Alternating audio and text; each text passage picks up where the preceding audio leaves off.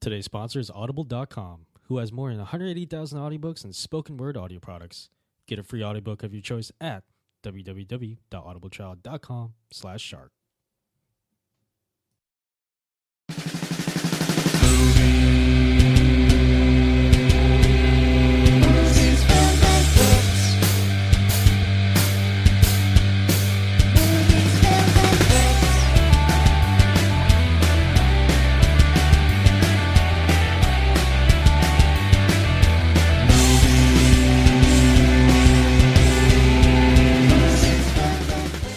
Hello, welcome to the Movies, Films, and Flicks podcast. I'm your host, John Losvov, and joining me, as always, are my co-hosts, Mark Hoffmeyer. I am a man who was born in England, lived in England, went away to war, came back, stole from the rich, gave to the poor, shot a mean bow and arrow, wore a mullet, defeated Alan Rickman. I am Robin Hood. Mark, I had no idea. Yeah. I had absolutely no idea. Yeah. And you know what amazes me the most is whenever I'm in England, you know, people are just like, your accent is perfect. How do you do it? I mean, Mark, I often mistaken you for just doing a Kevin Costner impression from Prince of Thieves. Yeah, my Kevin Costner impersonation from Prince of Thieves, I think really nails the English accent. You know, those Britons, when they hear me, they're like, yep, you sound like Kevin Costner from Robin Hood, Prince of Thieves. And that's what they sound like. Oh. Yeah. So so I do my Kevin Costner impersonation, and then the Britons do their Kevin Costner impersonation. Mm-hmm. Mm-hmm. It's yeah, I don't think anybody's actually pulling anything off. You know? So, John Lemongood, does that mean you're basically Little John to Mark's Robin Hood here? I mean, I guess so. I mean, Mark's taller than me, though. That doesn't really work for the Little John dynamic very well. Well, no, Little John was the no, which one was the monk? I might be thinking about him, actually. Wait, you're thinking of Friar Tuck. No, you're Friar thinking Tuck. Achu from Robin Hood Men in Tights. Oh, yeah. You were the guy who was just like drunk all the time, or at least like the drunk friar.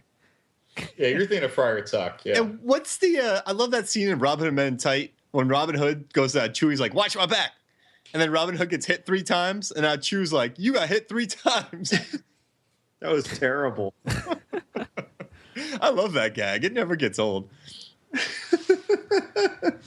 You know, I can't remember last time I saw the Kevin Costner Robin Hood movie, but I feel like the Men in Tights, like I've seen that movie like probably at least once a year. You know. So I guess we can argue that Mel Brooks made the better Robin Hood movie. I'm not going to make that submission. So I think that if we were Robin Hoods, Levingood would be the beefy Russell Crowe Robin Hood. Oh, you know, I totally forgot that movie existed. Yep. I'll take it. That wasn't like a great movie, but I'll take it. I mean, he's Russell Crowe though. Yeah, that's why I'm willing to take it. Yeah. Right there. I'll find flattery in it. When he was riding on that horse, the horse was like, "Oh shit." I don't know why. Like, if the horse was tired, he should have just been like, "Yo," like he like slaps his hip, jump on my back, and then he like piggybacks the horse. I'm amazed that Ridley Scott let Russell Crowe get away with not using a bow and arrow and just fist fought through the entire movie. Like it was just him throwing fists with like perfect accuracy. Well, I mean, he's got like hands the size of a bear's claws. He's like, I'm not pulling a string with these. Right. If you were a Robin Hood in a movie, which Robin Hood would you be, Elizabeth? Oh, I'd be the Errol Flynn version. Ooh. I'd be kind of a drunk Tights. I'd be a drunk guy who beats on women in real life. Oh, jeez Louise. Hey-oh, because they're all like that, yeah. I think I would be man. See, I don't want to say I'm a Kevin Costner. I'm going with Carrie Ells from Robin Hood Men in Tights. Why wouldn't you? I mean, he's the most charismatic. Yeah, I think so. Arguably I think, the most handsome. Yeah, arguably. Yeah. The most smug. Oh yeah, yeah. Dude, no one pulls smug like Carrie Ells. Like he has like the best smug face ever. Like he just does this look where you're like, you bastard. I think his Like- smug face did 50% of the work in The Princess Bride. Yeah. Like, let's say Lasvath, you and Levengood, right? You guys are in like a hospital corridor, right? Mm-hmm. And Wait, are you sawing us? yeah, no, you guys, no, I'm no strings attaching you guys. Oh, okay. And Yeah. so Carrie Ells walks by and steals some paper from you guys. You just figure out a way to like cure like toe jam. And he steals it from you, shows it to a doctor, and the doctor's like, "You're amazing, Carrie Ells." And when Carrie Ells is walking away, he turns around and he just gives you that smug look. Mm-hmm. You know what I mean? Yeah. He would just let him have it. You know? I would break my Russell Crowe Robin Hood rule and shoot an arrow in his face. No, you'd just be like Mr. Fantastic and like throw your fist out. Russell Crowe's favorite character. If Russell Crowe's a superhero, he would want to be Mr. Fantastic because he could just do nothing but fist fight from long distance. I don't want to fist fight anyone long distance. That sounds horrible for like the opponent. Like he's just kind of hanging out behind a corner. We're safe. Right. No? Right. Yeah. Yeah. He could hit you with the cell phone from like 200 yards away, and you wouldn't have to throw it. Yeah. Well, all right. I think that's enough for the intro. I think it's time to start the podcast like we usually do with listener questions. Mark, I think you have listener questions for us this week. Yeah, and it's kind of a funny story behind this. When I was at Florida State, my buddy Danny, he and I shot a lot of short films. Actually, on this podcast, the one for what you'll find out later, the non-human characters, I'll attach the video on it. But like when we were at Florida State, he and I used to record a lot of stuff. And make like stupid little movies and like short films for classes, like class assignments and everything. And one night he called me up about, I don't know, a month ago, and he must have been pretty roasted, I guess he had been drinking a little bit. So he calls me up. He's like, "I got a perfect question for you." So I listened to it, and instead of writing it down, I'm like, "Yeah, I'll just keep it on my voicemail so I can remember it." But then I deleted that voicemail. So then I didn't remember the question. So I texted him. I was like, "Hey man, do you remember the question?" He's like, "I don't remember the question." So this question is, the other night, my good friend Danny left me a late night question via voicemail. We both don't remember what the question was. So in honor of that question, we're going to ask, what movies have you forgotten about almost immediately after watching? This one's kind of tough because it's You hard to forgotten remember. about 'em? Yeah, it's just hard to remember. Well, it's funny. Like I just had like a sudden realization. Like I just mentioned one in the previous segment, like the Russell Crowe Robin Hood movie. I saw it, and it just never really kind of stuck. Let's see, another one is the That's King. true. When Mark brought that up, Yeah. I was like, "Wait, there's a Russell Crowe." Oh yeah. Oh yeah. I'm like, yeah, it was all right. The King's Speech. I remember I saw that in the little art house theater in Tallahassee. I really liked it, and I never thought about it again. I'm like, oh yeah. And there's others that It's an Oscar-winning movie that you just totally dismissed in your subconscious. it won Best Picture, and I just totally did not ever think about it again. Didn't it win like 6 Oscars? Like that's a powerful beat out Social Network. Yeah. But you know what I had? So I saw a box set the other day for the Bourne movies, and I was like, I love the first 4, but the one that came out this past summer, Jason Bourne, I went, oh yeah, I saw it. yeah, and I was like, I have not thought about that movie at all. I probably since I write some pithy stuff about it after I watch it, 5 thoughts about it. So that's probably the last time I thought about that movie, but I just forgot. I have not thought about that movie since I watched it. Because it's just, on the box for that movie, they're like, the highest praise they give it is Matt Damon returns to his best role. I'm like, well, what is that? Is that good? Like, is this movie good? Was that a compliment or an insult? Yeah. Like, I totally forgot that and I was actually angry because I'm like, I wanted to Renner, because Justin Lin from the Fast and Furious was supposed to direct Jeremy Renner in another Bourne movie. And that would have been sweet. But it didn't happen. And instead I just forgot about, oh yeah, Tommy Lee Jones was in it. Oh yeah. I actually didn't. I don't even know. Yeah. Goodness. Okay, ready? Yeah. Teenage Mutant Ninja Turtles 3. Oh, the '90s version where they went back in time to feudal Japan. Yeah, I know for a fact that I have seen that from start to finish in a single sitting more than once. And you know how sometimes there's a movie you haven't seen for a while and you don't remember any of it? Because next week we're doing the movie The Arrival in our discussion, and we were discussing this before we started recording this episode, and none of us really remember much from that, but I think we can all say that if we were to think back, we remember a time when we know that we remembered something from that movie. I remember one glimpse of it, and I think it's like a Japanese guy getting fireworks shot at him or something.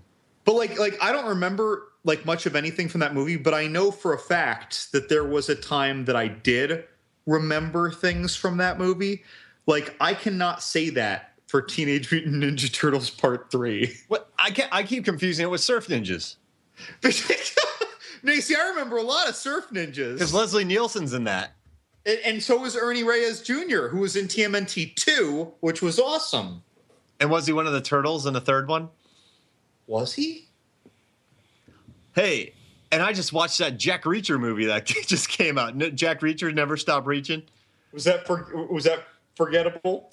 Yeah. You know, earlier this year I saw that Kevin Bacon horror movie called The Darkness, and I swear to you that right now I cannot explain much more to you about that movie than if you just saw the trailer. Yeah. I have blocked that horrible movie out of my head. I think movies sometimes are just so the really mundane movies, like Jupiter Ascending. I remember that movie. But the latest Bourne film, it's just so blah. It's like Egg from Arrested Development. So the 95% wolf boy, shirtless, roller skating hover Channing Tatum, and the bees that recognize human royalty, and that are with Sean Bean. And Eddie Redmayne talking like this. I lost it. I lost my Eddie Redmayne. That had a greater impact on you than the new Bourne movie. Oh, yeah. I totally forgot. I'm serious. I don't think I forgot. I just haven't given it a second thought. So Mila Kunis inheriting most of the universe and then returning to her day job as an immigrant housekeeper had a greater impact on you than the return of the greatest American movie spy of the decade. And I haven't thought much about Now You See Me Too either. Oh God, that poor movie. I can't remember that much from that now that you say it. I know I saw it. Wait, it's coming back to me. I'm getting a flashback and I see most of it in my head right now. I am not getting it. Have you seen that TV show Chuck where he gets these flashes and he remembers everything? I just had one of those for Now You See Me Too. I feel like it's all downloaded back in my brain. Yeah. I think Robin Hood just got booted to add space. Oh, you know what I just remembered? Wanted. That's a movie I saw. Oh, yeah. But you see, now I remember a lot of that movie, and I only saw it once back when it came out. I remember a lot of that. Well, I'm starting to remember scenes now, like the Angelina Jolie back tattoo and the all the other stuff. But she does like a split on a train. Yeah, I just I don't know. I totally forgot I watched the movie. So yeah. It was a decent action movie, you know.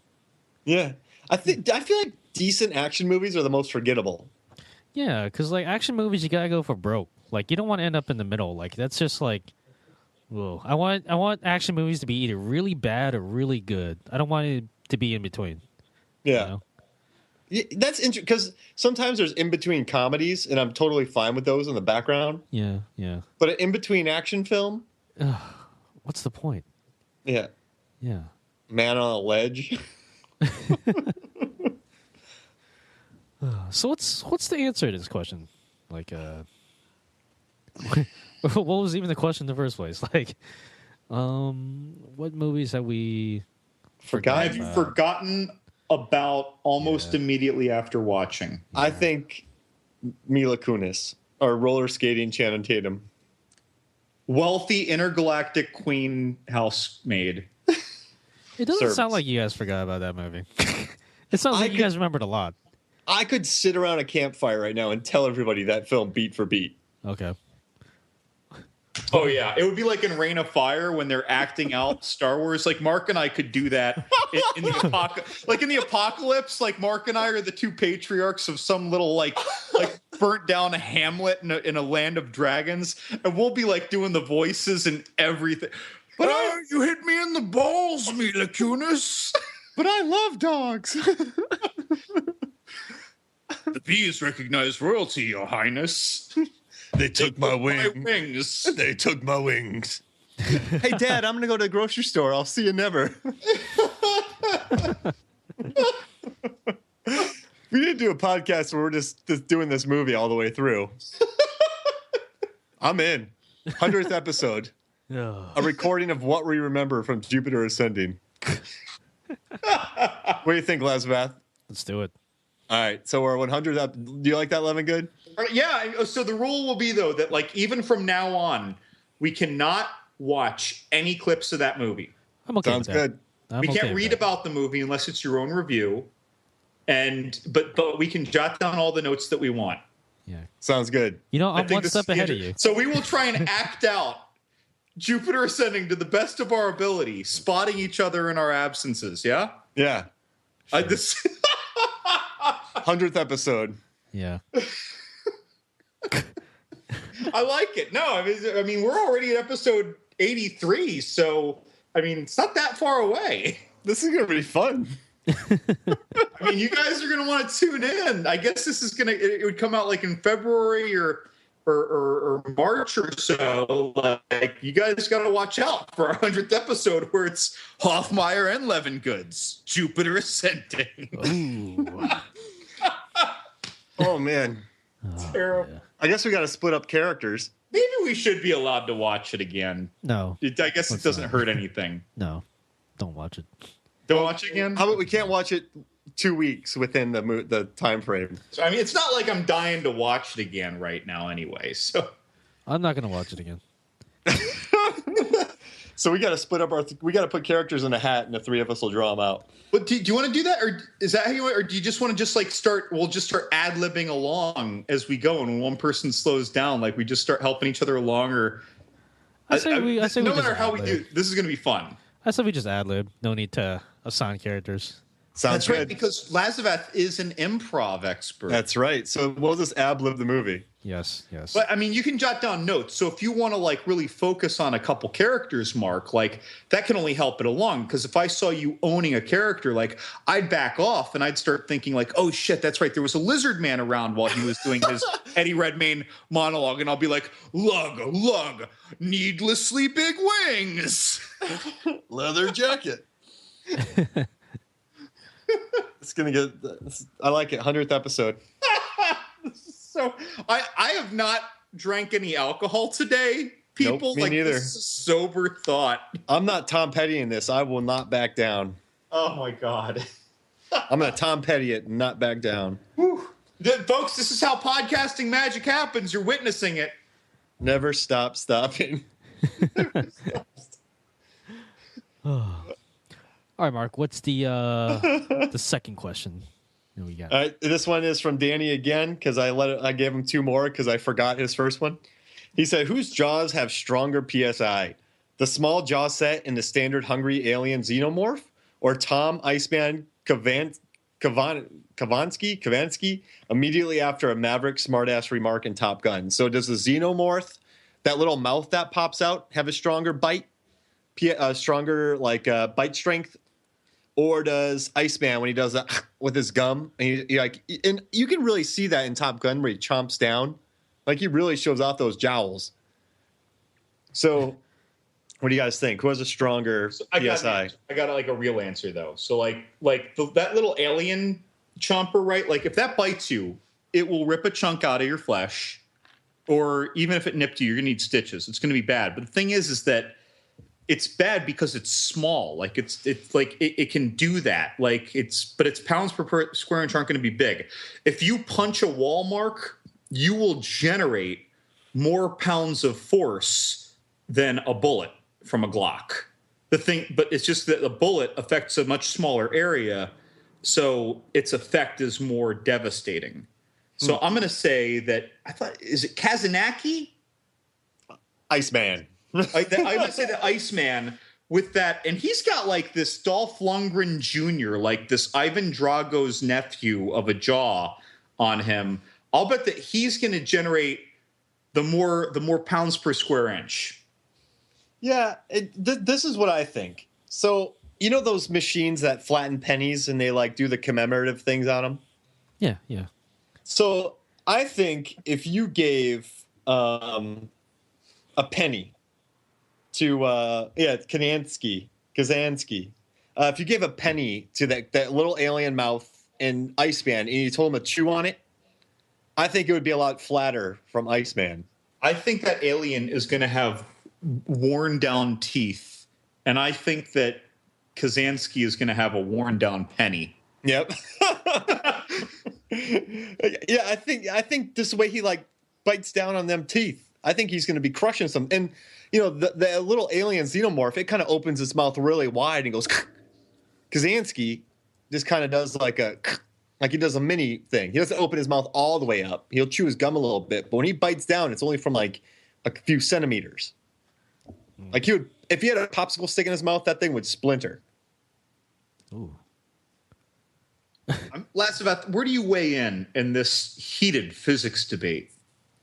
Let's see. I'm just imagining like the alien and the Iceman a stare off, and they're just like kind of chomping their jaws at each other, trying to establish dominance in the as far as jaw strength goes. I just, for some reason, I see Iceman coming out on top. Like he's just like super stubborn. You know, like he just to win that, he would crack his own tooth. Yeah, he would, while wearing like those aviators. Yeah, and the aviators would be like covering his tears. Yeah, the whole time. The vibrations from his cracked tooth would actually crack the lens. Yeah. The whole time, Iceman's making like really deep eye contact and just like leaning forward the whole time. It's like, what are you gonna do, alien? Yeah. I think Iceman's got it. I think he has more PSI. Yeah, sure. That penny's gonna be flat. Yeah. Oh man. And it's gonna be, I'll be your wingman. He somehow manages to type that into the penny. You know what's funny is that like Iceman he just uses his molars to etch it out. And there's a picture of him playing volleyball. He actually changes Lincoln so that the words around it, like instead of Liberty and all that, that's where it says it. He reshapes the letters at the perimeter of the penny to say, bullshit, you can be mine. Yeah. And knowing Iceman, he'll probably just keep the penny. Yeah. Thanks, bro. And walks away. Heads up is for winners. I just lost a penny. Hey, he always does that to me. Shit. I think I learned my lesson by now. All right, so I think the answer is don't give a penny to Iceman. Don't do it. Yeah. Absolutely not. You'll never see it again. Ever. Never. All right. Thanks to Danny for those wonderful listener questions. I think he has another one, right, coming up coming up later. All right. Mark, what's the topic for us this week? So some people do the best films. Some people do the best screenplays. Some people do best animated feature, best foreign feature. We here at MFF do the best non-human characters of 2016. Now, this list, you know, you don't see this. I did this last year, and a lot of people liked it. So I'm like, well, you know what? Let's bring it back for the podcast. Let's do the best non-human characters of 2016. So that means it's a really broad spectrum. Just basically as long as there's no humans. Well, and I think a little bit of liberty occasionally is taken with the word character. Yeah. But that's okay, I think, because sometimes really, like, an object plays a significant role. The best non-human character / thing. Object. Well, I guess there's a non-human object. See, we're just going in a wormhole here. The best non-human character of 2016. That's non-human characters. Oh, That's Wormhole right. is also a non-human character. Who was? A wormhole is also. Oh, yeah. yeah. There's been a lot of wormholes. Oh yeah, yeah. Wormhole, black hole. But it should be fair to point out that like people right now, they're probably thinking, "Oh, Groot." It's like, no, it can't be too human-like. We're not doing human-like or humanoids. No, Groot would work. Groot? No, no way. Yeah, Groot's a tree. Yeah, he's a tree. That means you could have Drax and you could have Gamora. Yeah, see, that's too easy. Yeah, like you can have too many things. Yeah, I mean, like, I kind of... All right, so here's what we're going to do. I'm going to start us off. Is that cool, Lazbath? Sure. And so the first one for me is the scissor lift from Arrival. Oh, nice. So in the Explain movie... what that is for people. Yes. Okay. So a scissor lift, it's a four-wheeled vehicle that, like, so let's say you are in a warehouse, right? And you're in Costco, Sam's Club, BJ's Wholesale, all right? And you need to get up high to get another 72-inch TV. You step into the scissor lift, and it opens up. So when it's fully open, you see a bunch of X going through, and you can get 3-4 people. The really big ones, you can get 6 or 7. So the scissor lift basically just takes you straight up in the air. It's not like you're not in a bucket like the people who fix the power lines. It's just a scissor lift that shoots you straight up in the air. So I understand, Mark, would it be fair to say that on their way to the alien site, Forrest Whitaker and his men stopped at a Home Depot and commandeered in the name of the president a scissor lift? Yes, or they're renting it from Hertz. Okay. But for me, so the Arrival, right? These 12 alien ships land. However, these ships are probably 24 feet off of the ground. So, like, you can't, like, unless you have a monster truck, a ladder's not going to work. A bucket thing that takes one person at a time, it's slow. The scissor lift, right? It wheels under perfectly the hole that's open to get in a spaceship, and then it lifts them up the 20 some odd feet perfectly with all of them and their gear. One trip. Like, let's say the spaceship moves a little bit. You can move the scissor lift. This scissor lift was integral to our people learning stuff. I don't want to give too much away. Right. So without this scissor lift, like, could you imagine Amy Adams in that huge suit climbing up a ladder trying to jump in that thing? It would take her forever. Or kind of in like mountain climbing gear or something. Yeah. Can you picture Jeremy Renner on a trampoline trying to jump in there? Actually, I can. Yeah. Woo! Yeah. Woo! I mean, you could catapult people, but that's a little messy. Yeah. I mean, this scissor lift is the MVP. It's the blue collar MVP of Arrival. Is it just me, or was that entrance in the shell, they called it, in that spaceship, was surprisingly commensurate with the dimensions of the scissor lift? They had to rent about 7 of them. No, they picked the appropriate scissor lift. Yeah. Okay. I mean, they got one, but only Okay. they got one, but only 2 people went in, and it was too short. Like Scissors Lift RS is a very like Well, originally like 14 alien ships came, and when they started using scissor lifts that were too big and it pushed them, it just destroyed the whole ship. Yep. Yeah. You can't over scissor lift, and a condor is too big, without these scissor lifts, we would have had either trampolines, ladders, or monster trucks. And that sounds pretty great. By the way, when you sent me the notes and I saw scissor lift, I mean, I knew what it was because I saw the movie and that made sense to me. But if we were just having a conversation and there was no context and you said, "Hey, John, name a movie that has a scissor lift that was integral to the plot," I just sit there and like I could not come to grips with what a scissor lift was. Like I would never figure out. If you gave me 100 guesses, I wouldn't guess what a scissor lift was.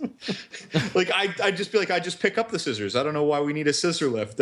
Well, now after Arrival, the world is hip to scissor lifts. You know what's funny is that, like, before I saw the movie, if you said the word scissor lift to me, I would think, is that some type of special gadget for lifting up scissors? Like, Yep. it just seems like a very, very trivial and redundant kind of thing. But it's actually like it's actually a big lift. I didn't know that.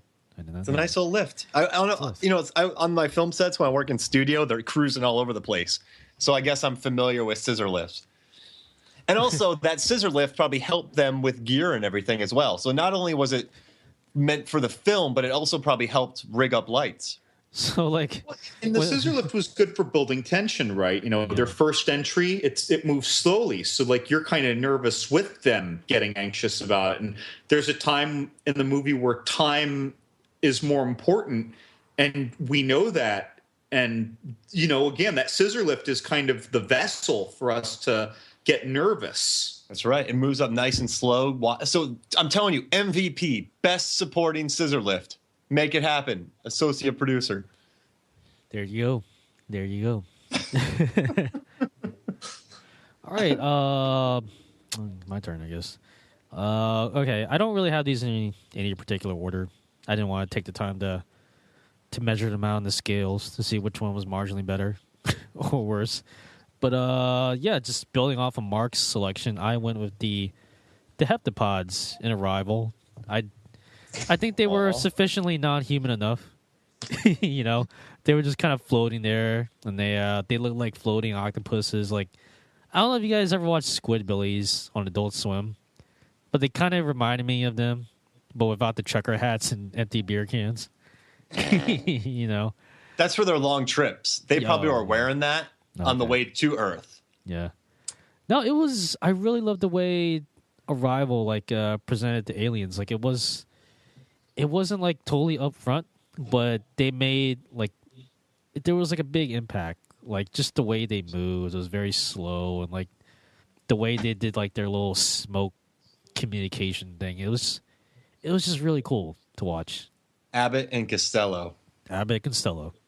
But you know what else I loved about them is that when they introduced the aliens, it's like Forrest Whitaker basically just saying that they're going to be there, and we don't make a big deal about what the aliens look like or specifically where they might have come from. It's all about the communication, right? So they only bring up almost in passing, like during a narrative montage later, like we call them heptapods because of this, that, and the other. And, you know, like it was just, I like that they weren't making the biggest deal about, oh, it has tentacles, it has 89 legs. Like no one was freaking out about that in the movie, which is what happens in every alien movie ever. There's some kind of just word vomit about their appearance. You know what I love is that like the majority of the movie, like they're just kind of shrouded in that fog or whatever in their spaceships. You never get like a clear picture of them.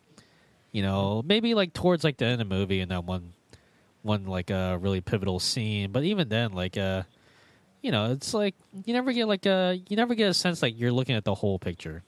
Like it's just like, well, yeah, they're very alien looking, and it's just, yeah, you feel like there's just kind of more, but you don't really want to see more.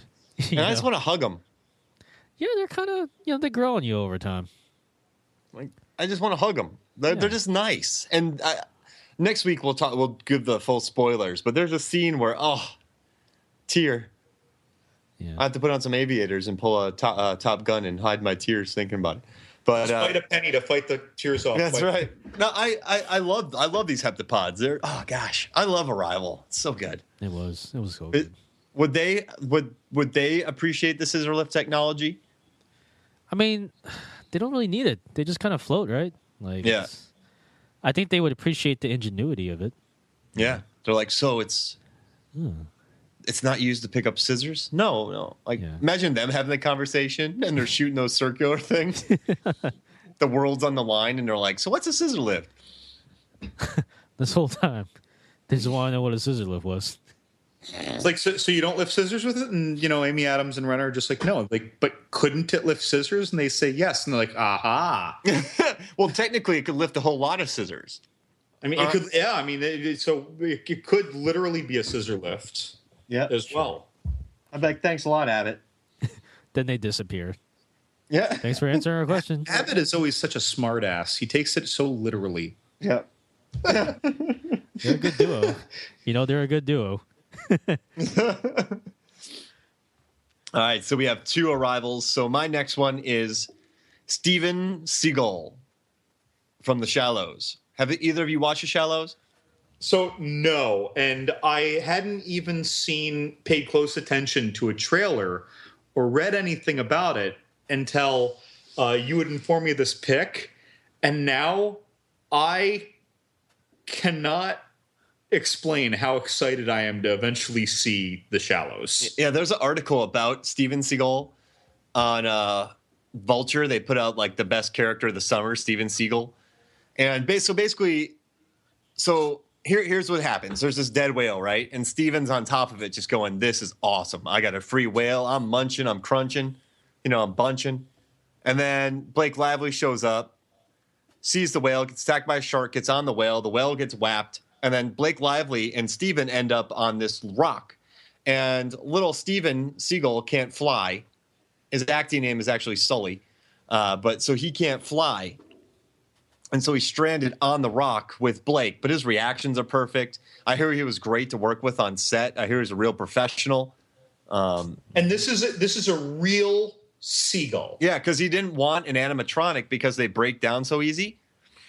And then he didn't want it CGI because that'd be too expensive. So they had a seagull that already had a bum wing and a sanctuary. And he said in the article, he said he's like the Marlon Brando of seagulls. He just knew when to look at the camera.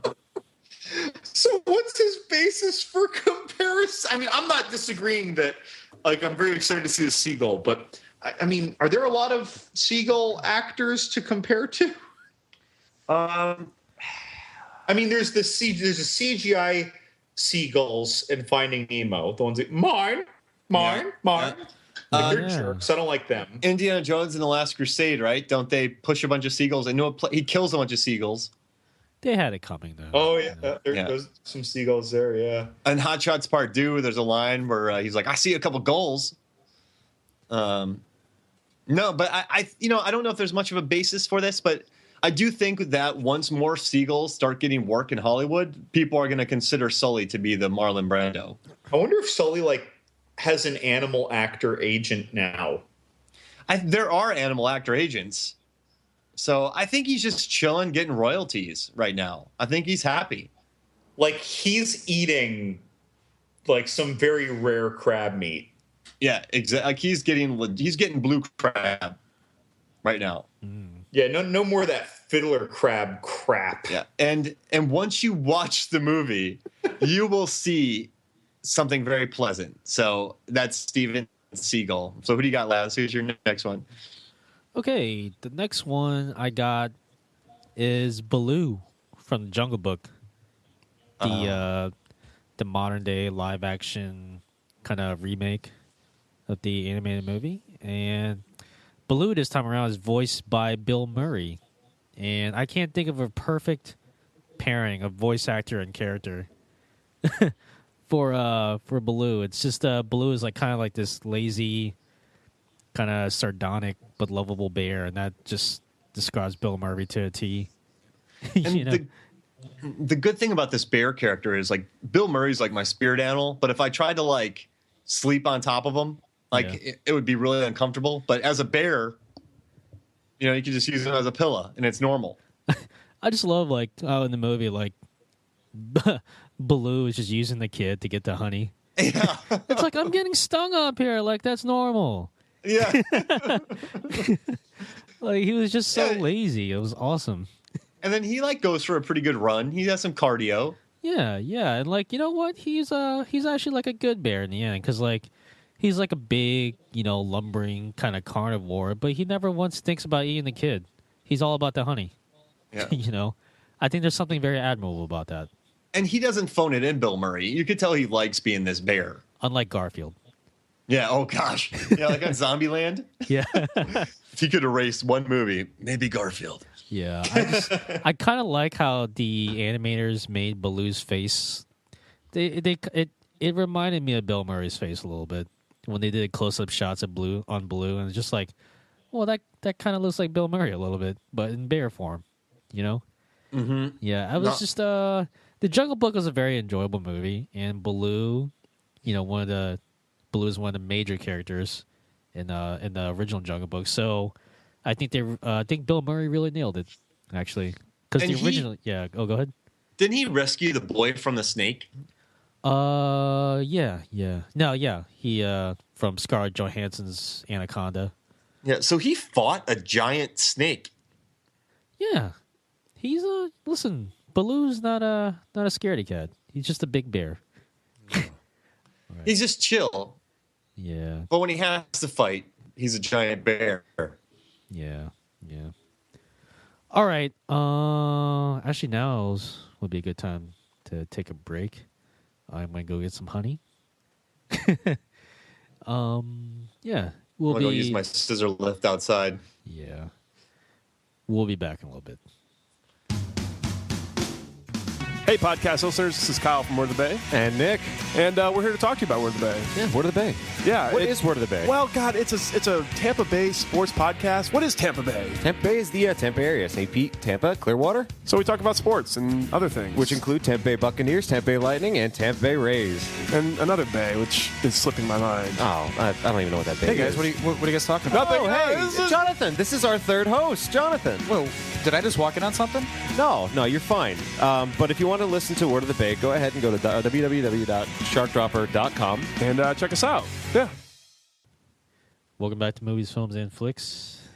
So getting the honey didn't work out all that well because I don't like getting stung. And you didn't have a scissor lift. Hey, you know that kid would have made really good use of that scissor lift in the Jungle Book. Wow, that's crazy. And bees are terrible, though. Yeah, they are. I mean, like, not like as people or as animals, but just, They're just jerks. Yeah. Really. Yeah. Well, no, I was about to say, speaking of jerks, I'm like, well, that's actually kind of mean to Danny. Yeah. You met Danny. Yeah, I don't want to be mean to him. You met him at Speaking of jerks, why don't we answer his listener question? Oh, guys. Yeah. Oh, and speak of the devil. Sorry, Laz. I just remembered this. You're in Attempt 318, which is attached to this clip. You're in there. Am I? Yeah, you're Rick Stevens. Oh yeah, I forgot about that. Hey, that's another movie you forgot about. That's a movie I forgot about. And I was in it.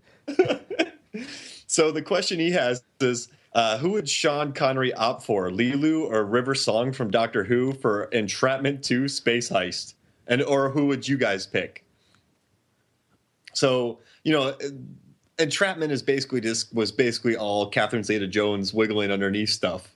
So who would be better? I don't know if you guys watch Doctor Who, but River Song, Alex Kingston, or Lilu? Wouldn't you just have to go Lilu by default? Because I don't think River's all that flexible, right? Yeah, I think it would have to. Yeah, I mean, I don't think River is. She's like a doctor. Yeah. She's like a. I mean, she like- would be valuable in other ways, She's but like skin in the action, but yeah. I don't know. yeah, she has like a time travel device. Yeah. I just feel like Sean Connery, Okay. Oh, go ahead.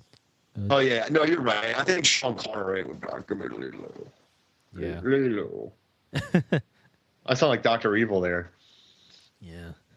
I mean, the montages, the thieving practice montages would be great with Lilu. So they would probably just, for commercial reasons and theatrical reasons and trailer reasons, use Lilu.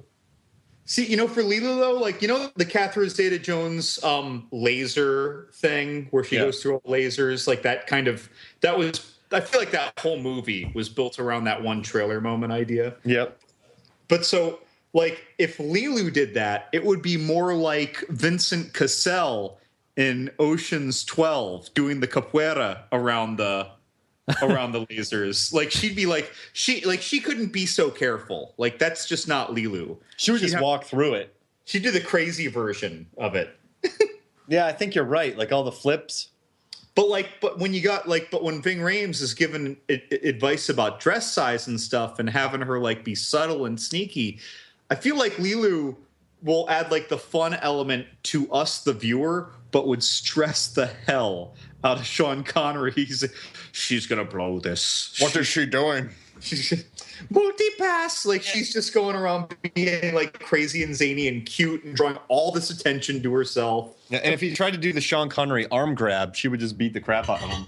Oh, dude, I mean, has she watched the Kung Fu videos? Then yeah, she's going to be... If she hasn't gotten to the letter K yet, he might be safe. Yeah. But then again, she could have had Aikido. Like, maybe I'm just thinking it was just all about the Kung Fu. Like, Jiu-jitsu. She just gets him in a leg lock or a like arm bar. M for martial arts and B for Brazilian jiu-jitsu. And like, she just knew them all anyway. Yeah, B for boxing or ball kick. B for ball kick. But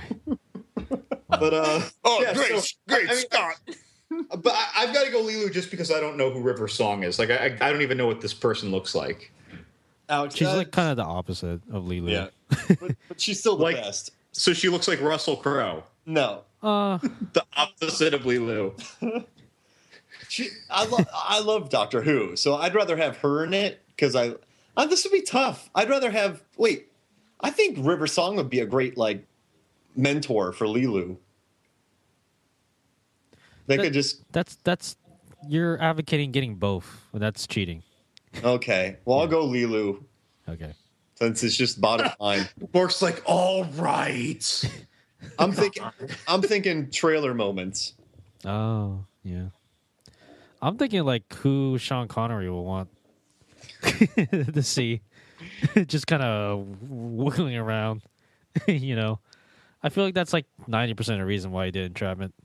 Little Catherine Zeta-Jones, huh? She's going to be in a skin-tight suit. All right, I'm sold. Wiggling around. Wait, where is he saying this? He's in his bathroom. Just talking to his agent on the phone. Shaving his chest hair. Yeah. Takes him like till 3 o'clock in the afternoon to get it all bare. Wait, what do you mean I don't have to shave? Yeah. Is that the final answer? It takes Sean Connery till 3 o'clock in the afternoon to get done shaving his chest hair. Yeah, and by then he already has like the what do you call it? The stubble? Like the 5 o'clock shadow of where he started shaving. Yeah. Every morning, like it's growing back, and he has to start over again. Ugh. Oh man, no wonder he's retired from acting. That's right. That's what he has to do all day. Yeah. He probably has laser done. Sure.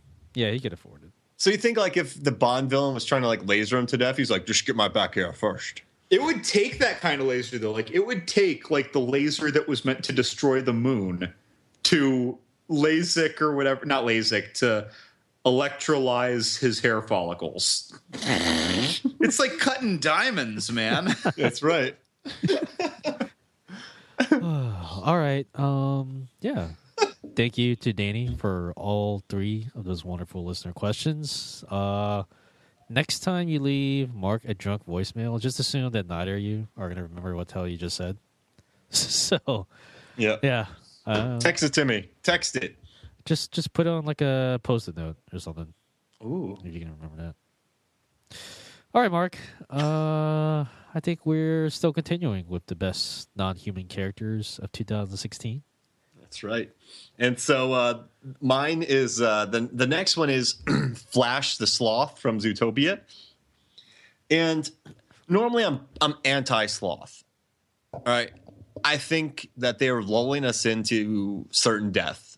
I think they're here right now for a scouting party. It's all an act. Yeah, I think they're scouting right now. I think millions of years of scouting. And they are coming in from another dimension, just figuring out our weaknesses. So you're mixing Signs with Pacific Rim, where in Signs they're doing the probing right now. Yeah, I mean, they're definitely probing. However...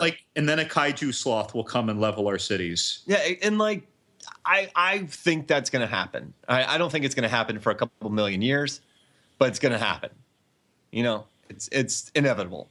However, Zootopia has a really nice sloth named Flash who works at the DMV. And what I like I got really annoyed because Judy Hopps was yelling at him to hurry up. And I'm like, you guys already cut the line. Like Flash wasn't even like on duty, and he's like doing you guys a favor, going the fast he can, enjoying some good jokes. He's having a good time, and you're yelling at him. Like I understand Judy was in a time crunch, but Flash was doing his best. Yeah, and plus, like, he also had like a sense of humor. Yeah. He was listening to what's his name? The Fox's joke. I forget his name was. Oh gosh, Bateman.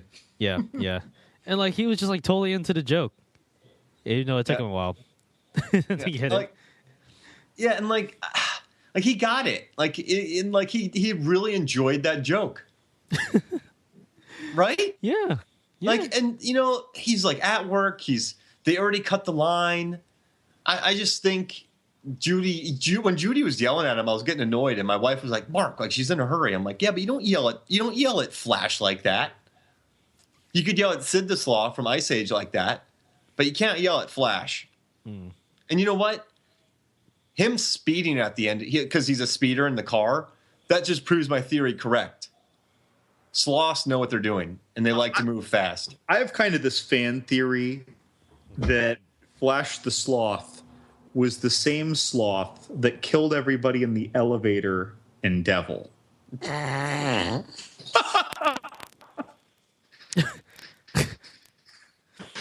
And like, yeah, Like, you didn't see him because he's sneaky. Like I think the devil was in there, and the devil just kept going, "What the hell?" You know what I mean? Like the devil's devil like, was using the sloths. "Ooh." Sloth is derived from ancient Sumerian language for hand of the devil. And I think they escaped though, and now the devil's like, "Come on, guys," and they're like, "Get away from us!" And so they just mess with him now. I believe it. You gotta watch out for those sloths. Like, and they drive fast. They kill people in elevators. And Rosemary's Baby, everyone was freaking out because they knew she was going to give birth to a sloth. Yep, a sloth demon. That's redundant, Mark. Yeah, you're right. Sloth spelled backwards is demon. It's an anagram. It's a bananagram. No, but I love Flash.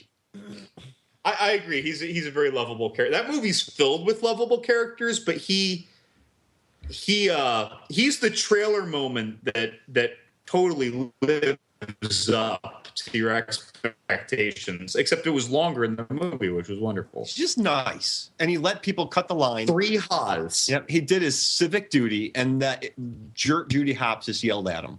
I don't like it. All right, what do you got, Laz? Get me out of this funk. So I'm gonna go back to the summer. The big Marvel kind of tentpole movie this summer was Civil War, the third Captain America movie, and for me, the non-human object that I'm kind of focusing on from that movie is not the Vision, because you can argue that he's kind of non-human, but I'm going with the Vision sweater. Oh my gosh, what a! It was just No. like, well, I just want to like, let's just think about it for a second. The Vision as a character, he's kind of like this all-powerful being that's powered by one of the Infinity Stones, and he's basically a god. He's very godlike. I just think it's hilarious that he would need to wear a sweater. Right, when he was making what was he trying to cook, Mark? Do you remember? With the paprika that he needed, what was he trying to Was it make? like gumbo or something like that? No. Yeah, gumbo or a curry or something. So whatever he was trying to make, if I understood what he was doing, right, and he's trying to handle the Scarlet Witch and keep her there and distracted and everything. Now, if he was just in regular Vision garb, I would have just been like arms crossed, brow furrowed, just pissed off at the screen, like, this is so stupid. You put him in that cardigan or whatever, and I bought it all.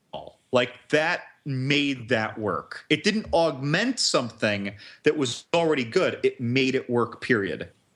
Yeah, like he just sort of looked like a Cary Grant, sophisticated dude. No, I mean, I don't want people to get it wrong. I really did think he pulled off the sweater. Like, it looked really good on him. Like he really owned it too. Like he was just like really lounging in his chair and just like he looked very comfortable in that sweater. You know. And apparently, if you look close enough, he's wearing an ascot underneath his shirt. Like he was really doing it up. Yeah, so he had the nice buttoned-up shirt, the sweater, the slacks. Like, does the Vision go to the tailor? Does he already know his measurements? So, like, let's say, like, a guy's like, "Hey, I need to get your measurements." The Vision's like, "I know."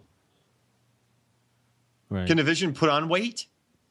If he wanted to, yeah. Like, does he just stare at a bunch of caterpillars and telekinetically harvest silk in the air and make his clothes? Ooh. Is there another outfit that you maybe see the Vision wearing? Or is that sweater spun out of air by nothing perfect for him? I don't see him wearing a leather jacket. I don't see him wearing an AC/DC shirt. I don't see him wearing a sweater vest. I really don't even like his regular, like, Vision outfit. Like, you Yeah. like that green and red thing and that yellow cape. Yeah. Yeah. I never liked that. But that cardigan, that suits him. Like jeans wouldn't work. You know, What about, I bet like, you he what could make about jeans work. You think he could do it? Yeah. I don't know Gee- how, but He would would make it look need good. a sweater, right? Yeah. Well, no, I mean, have sweater and jeans ever looked good together? I don't know. I think so. Eh, What about a Henley? Could he pull off a Henley? Now, a Henley and jeans, that's a pretty good combo. Yeah, I think the Vision would be a Vision in a Henley and jeans. Are we still talking V-neck. about movies? A V-neck. Yeah. A V-neck Henley. Ooh. Those things exist. Yeah, I think that's what what Henleys are. No, Henleys are just like it doesn't have to be. It doesn't have to have a V-neck. I don't know. I'm not a Henley expert. Henley has like the 2 buttons, the 2 or 3 buttons. And it's got that little. It's got like it that has, front like, pocket, yeah, right? not all of them. Oh, well, they have long sleeves a lot of time, right? Oh yeah, I'm not into the short sleeve Henley. A short sleeve Henry, that's like the redneck of style. That's like the Hank. Wait, who's short sleeve Henry?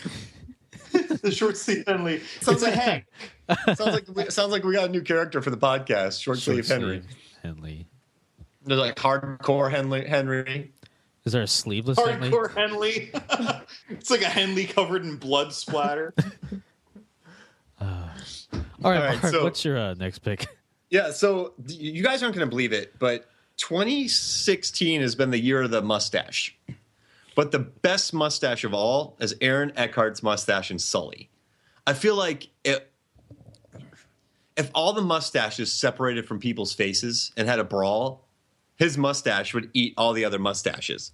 I'm talking about the mustaches in, Everybody Wants Some, Magnificent Seven, Hell or High Water, Deepwater Horizon, Tarzan, Infiltrator, Fantastic Beasts, Eddie the Eagle, Hail Caesar. We're talking Mr. Church. We're talking Nice Guys, Birth of a Nation, Do-Over, United Kingdom, Masterminds, Jane's Got a Gun. We have Rogue One, Neon Demon, War for Magnificent Seven, and then there's the Siege of Jadetville. There's a lot of mustaches in 2016. But if you Google a picture right now, Aaron Eckhart mustache, Sully. I mean, apparently people are he's getting tons of compliments, but people are doing it like in secret. Like Aaron Eckhart said, a lot of women come up to him and they go, "Hey, I like your mustache." Like they don't want to admit it like out loud, which is kind of interesting. But that mustache, I would, Kurt Russell has a great mustache in Deepwater Horizon, but I'm giving Eckhart the edge. That thing is powerful. Yeah, I'm a little disappointed. I feel like his mustache was asleep at the wheel in Sully. Wait, have you seen it? No, I saw the trailer. That's all I had to see. Oh, it's beautiful. Because that mustache did not do a damn thing to save that plane. It was all on Hanks. Well, Hanks was the pilot. Yeah, but I mean, that mustache could have see- detached and flapped and saved, attached to the wing. But that's what happened. You only saw the trailer. So you're making assumptions from a trailer. That's fair. His mustache jumped off his face, right? Fixed the engine and allowed them time to land on the water. Okay. and then jump back on his face. And then release Does it all hurt when it detaches? No. It's not like duct tape. And it's like a separate entity on there. It just kind of hangs out. And then it release all the life rafts. And then people use it as a paddle to get back to shore. So, I mean, yeah. And then it did all the fundraising for the families of Sully. Have you guys seen Sully? I haven't. You saw Sully? No, I haven't. Oh, okay. But guys, Sully, loved it. Mustache. Brilliant. Well, doesn't Tom Hanks have a mustache in that movie too? Yeah, it's strong, but it's not Aaron Eckhart strong. Like I don't understand how Eckhart just grew that thing. I don't understand the logistics of it.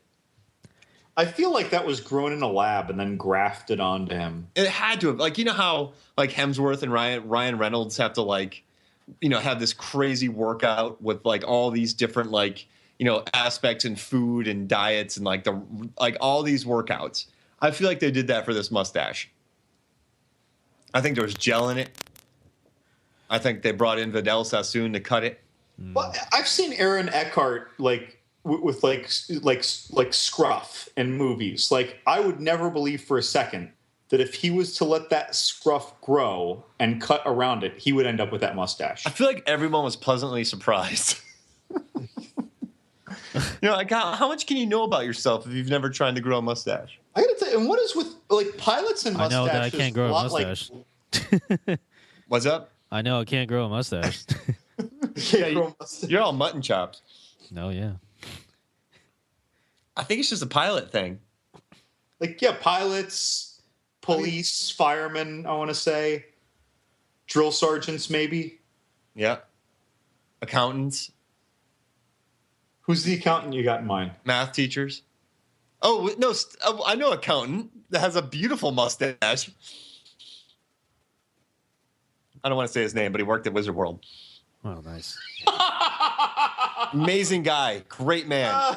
Great man. Yeah, that's right. Stan, you're the best, and your mustache gives you power. So, yeah, I think, but yeah, so that's, all right, so what's your next one, Laz? So next one is probably from one of my favorite movies of the year. I think this non-human character, his appearance is kind of jarring because on the movie it's not like totally like surreal. It's basically just pretty grounded. But like when this scene happened, it was just like, wow, what's going on here? But the movie I'm talking about is The Nice Guys, and it's the scene where Ryan Gosling is kind of asleep, hallucinating, and like he just all of a sudden sees like this huge bee sitting in his back seat, just smoking a cigarette. So weird and Yeah. trippy and cool. I think I remember the bee like complaining about like the fog in LA and like how he can't fly anymore. He has to like hitchhike or something just so he can avoid the smog in the air. I'm just like, wow, what is going on? Man, I watched that movie. I don't remember this scene. I just had to Google it. No, Yeah. I know what you're talking about. I remember it. It was neat. It's funny. It harkens back, like with how much it takes you off guard. It reminds me of Beetlejuice. Yeah. When he's like the what was it, little roach on the lawn chair of the miniature of the miniature whorehouse in the miniature layout. Like he's like, "Hey, how's it going?" And it's just for a second, but it's like those scenes are like weird, clever little things. Mm-hmm. That was totally out of left field in Nice Guys. Yeah. Like, wow, I don't know what Shane Black's doing, but I'm enjoying it. You know, this bee's got a lot of character. I like watching Ryan Gosling act opposite things that are in his head because I feel like he nails that. He had a lot of fun in Nice Guys. Oh yeah. I had a lot of fun watching him in Nice Guys. So, I like that he thought he was immortal. oh yeah, because like he would never get hit or something like that. he kept like not getting injured. Yeah. So you know what? You gave me an excuse to watch The Nice Guys again. You should always have an excuse to watch The Nice Guys again. Actually, everyone should watch The Nice Guys. It's a great movie. You know what? Just drop pallets down with the Blu-ray. Yeah. Seriously, if we buy enough of the Blu-rays, maybe they'll make a sequel. All right, guys. it probably All of our won't happen. podcast listeners, buy 12 each Please. in case you want to watch it more than once. I feel like we should be negotiating something with the distributors so that we get a little cut of this. Yeah, that's right. Make us associate producers of the sequel. Sure. All right, so my next one is so there's a movie out called Fantastic Beasts and Where to Find Them, and it's loaded with these really cute tree bugs and Yeti sloth creatures and adorable creatures, and they teach you how to find them.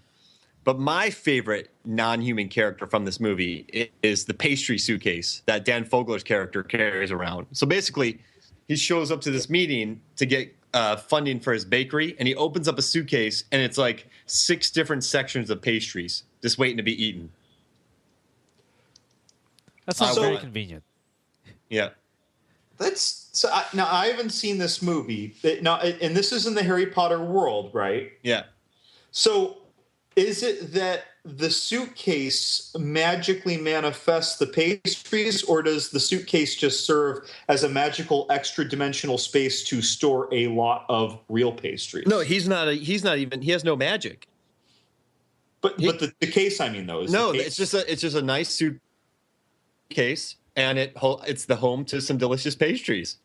Wait, you mean so there's like it's just how the pastries that fit in it would normally fit in that suitcase in reality? Yep, 6 different sections of glorious pastries. Like So he's just like diabetes waiting to happen, is what you're saying. no, he's trying to promote his bakery.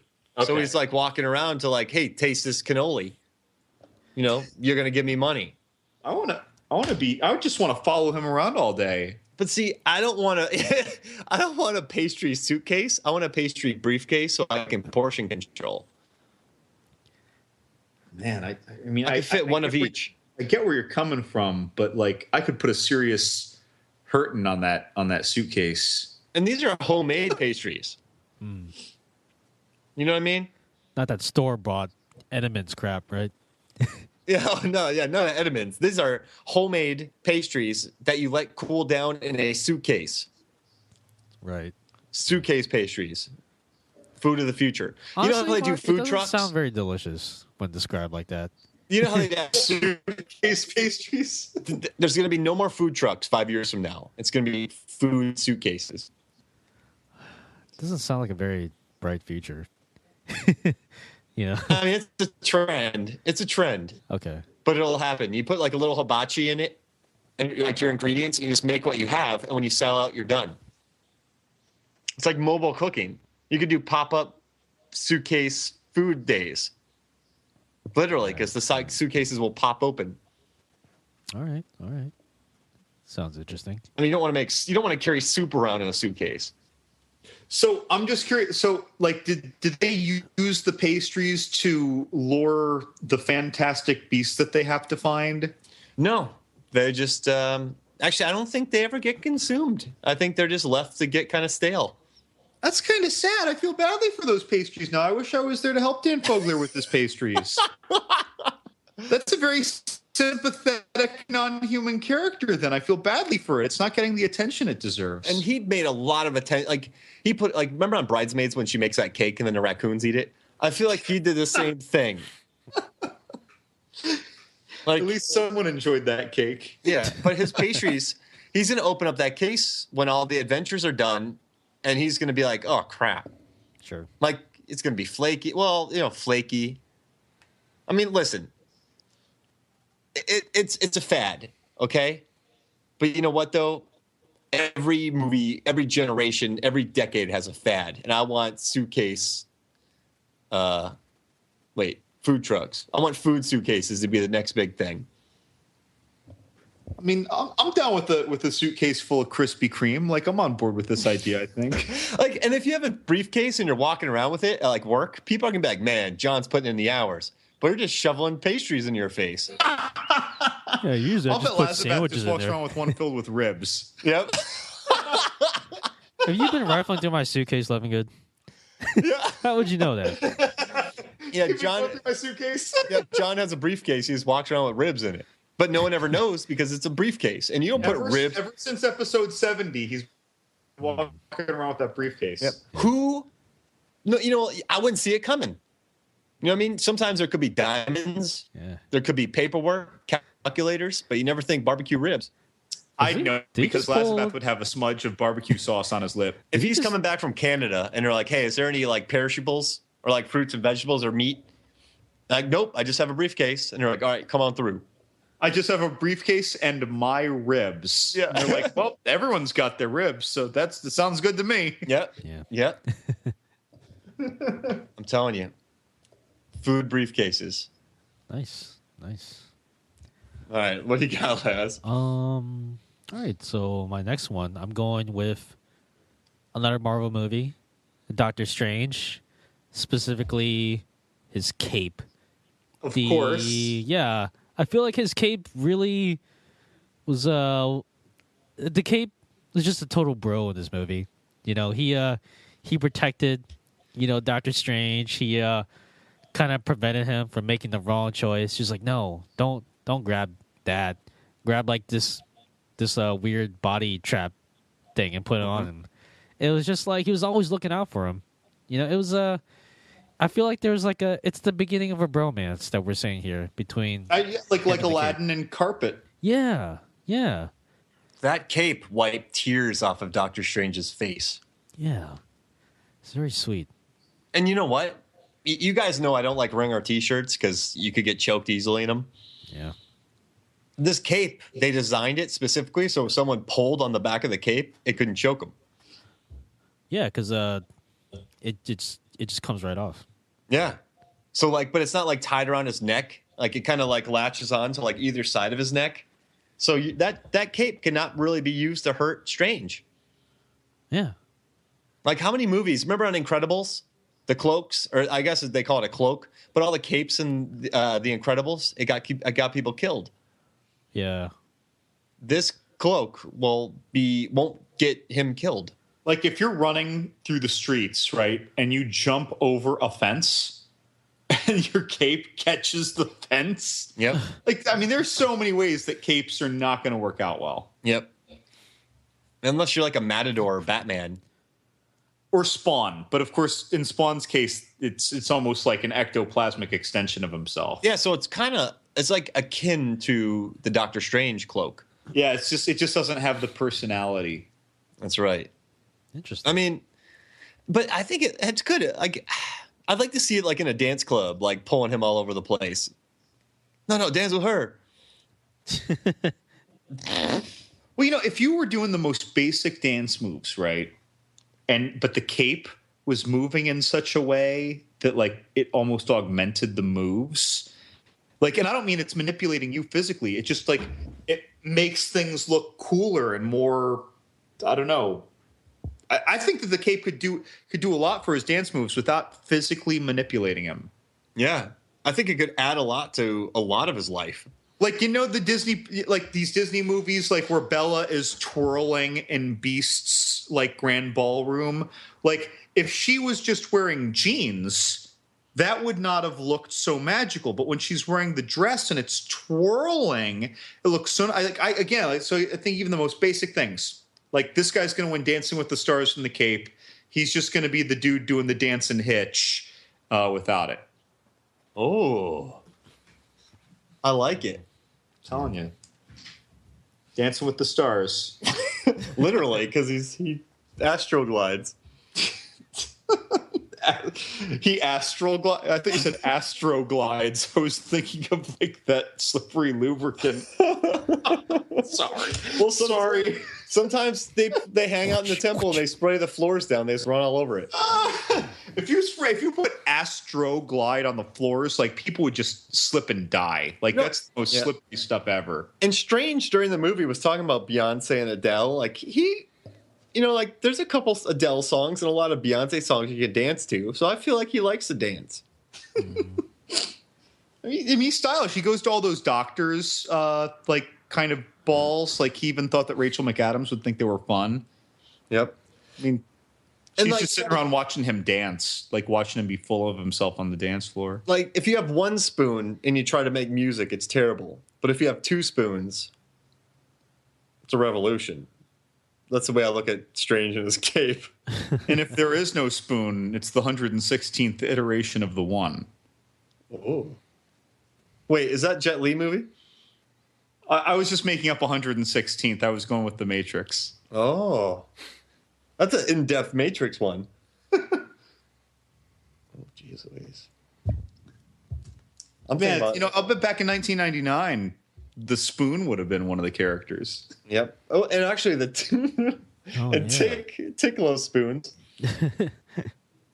Oh goodness, we're really going down a rabbit hole here. What are we going to find down there? What's next? Keanu. The Dude, cat. so I saw the trailer for this just today. I'd never seen the trailer because I just watched on my DVR. That is like one of the cutest film kittens ever. Yeah. And they had to use 7 cats because 2 of the cats grew too big throughout production. So they were training cats throughout the entire shoot. And they were getting them used to set life, and they were all adopted. No cats were hurt. Some cats were better at pulling strings. Some cats were better at running. Some cats were sitting still. But they used 7 kittens during that, and no cats were hurt. They taught them not to be afraid of squibs. Like, everyone loved these kittens. And the director was like, man, the director brought his cat from LA to be out there in New Orleans, because he's like, if I got to work with cats all day, I'm not going home to an empty house. I want my cat there. So he had his cat. You have these adorable kittens with little hats on. Luis Guzman's running around with them. Like, everyone wants these cats. I want the cat in the do-rag. Yeah, that was adorable. They taught that cat that every time they put the hat on that cat, they give him a treat. So he got used to, I guess, wearing the hat. He didn't mind wearing the hat that much. So in the movie Keanu, do they explain how he named the cat Keanu? Yeah, because it's kind of funny, because he walks in and he finds this cat and he goes, "It's Keanu, named after Cool Breeze or something in Hawaiian." He didn't even name it after Keanu the actor. He just said after the phrase. But then later on in the movie, Keanu talks like the cat is talking with Keanu's voice. Wait, with Keanu Reeves' voice? Yep. Do you Keanu is actually he did it? It wasn't someone doing an impression? Yeah, it was Keanu Reeves talking as the cat. He is just sneaking into movies this year. He snuck into Neon Demon in a totally random role. Yep. I think that he's just wandering around like a vagrant on movie sets these days. How is he getting in these movies? Dude, it's Keanu, man. You're not going to say no to him. If I'm making a movie and Keanu's like, "Hey, can I be in your movie?" I'm like, "Yeah, Keanu." They're like, "Yeah," and the cat is named Keanu and the movie is not named Keanu. Thank you. Well, Yep. it's a nature documentary, Keanu. I don't care, man. I just want to get in the middle of it. I'm like, all right, just go in there. And then he's getting chased by those snakes. So instead of Planet Earth 2, it's that little iguana. Instead, it's Keanu being chased by snakes. Yeah. I would watch that. That sounds. I'd be so scared for that cat. Oh no! I'm talking about the human being, not the kitten. Wait, yeah, is we're he talking a about miniature Keanu then? No, Keanu, the human being chased by snakes. Right, but is he miniature? No, he's.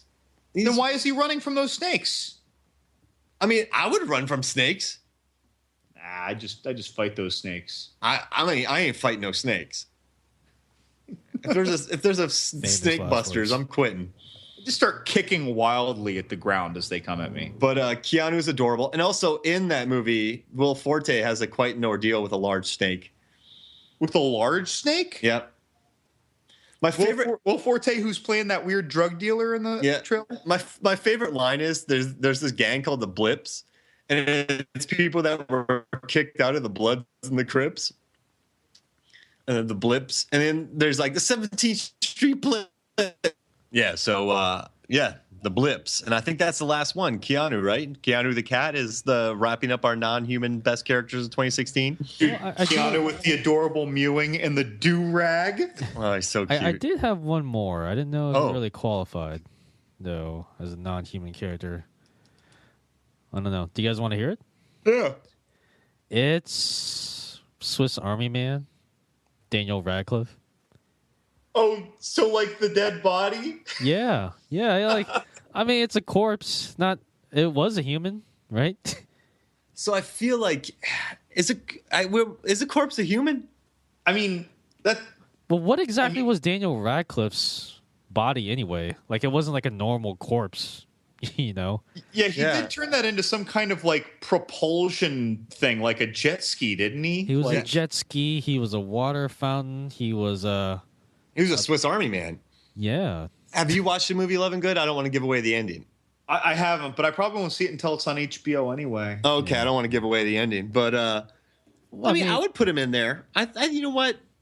I mean, I brought in a scissor lift, so I think a farting corpse uses. You know what? Like Bernie from Weekend at Bernie's, I would veto, but because Ratcliffe's dead character is so inhuman in what he's used to do, like that makes me want to allow it. Yeah. Yeah. I mean, he's a farting jet ski. He gets dressed up. Sure. He helps Paul Dano learn valuable life lessons. Yeah, I love that movie. He kind of did it all. Like, so he's like a farting corpse Wilson. Yeah. Actually. Yeah, kind of. He was also like a compass. I'm not going to go in detail, but yeah, he was like a compass for Paul Dano. Oh yeah, and a machine gun. Yeah. I don't know. Swiss Army Man's one of those like movies where it's like you don't really know what you're watching, but you kind of dig it. You know, you're not going to forget it. No. I've never. Are you kidding me? I remember like everything I saw in the preview pretty crisply, and I haven't even seen that in months. Yeah. Do yourself a favor and watch it. This is the type of movie that I recommend to film buffs or just people that watch a lot of movies in general, because I feel like those are the type of people that can really appreciate how weird and unique this movie is. You know, like it just kind of stands out on its own. I mean, it is different. Yeah. All right. Well, I guess that does it for the top non-human characters of 2016. It was an interesting year for non-human characters. You know. I mean, scissor lifts, heptapods. Yeah. Farting boner corpses. Yep. All right, guys. Before we sign off, are there any plugs you want to make? Yeah, guys. Just be ready for our 100th episode. It's gonna be crazy. And the Lamb, the large Meyer and Levengoods, Jupiter Ascending, the large association of movie blogs. Check them out. Lamb, largeassmovieblogs.com. Great people, good fun, good karate kicks. Yeah. Love them good. Any plugs? No. Okay. No. No plugs. All right, that was guys. abrupt. For my co-host, Mark Hoffmeyer. Viva las Las. John Lemgood. Still no plugs. I've been your host, John Lawson. Thank you so much for listening. See you guys next time.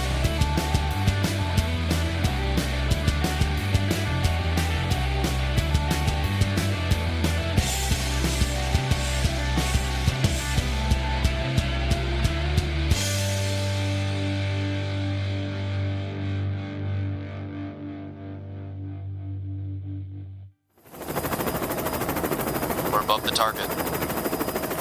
T-minus 5 seconds till shark drop. 5, 4, 3, 2, 1. Drop the shark! Go! Go! Go!